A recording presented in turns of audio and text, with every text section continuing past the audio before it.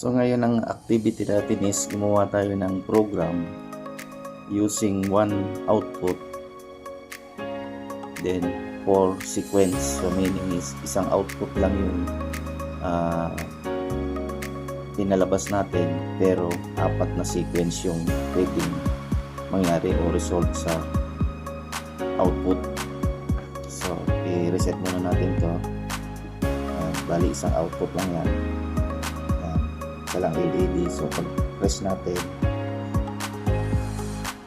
unang sequences blinking, sunod na pindot, pangalong sequences medium blinking, pangatlong pindot, yun na yung fast blinking. So pang-apat na pindot steady. So kung pipindutin ulit natin yan ng pang-5 is babalik na ulit siya sa blinking status sa number 1 ulit.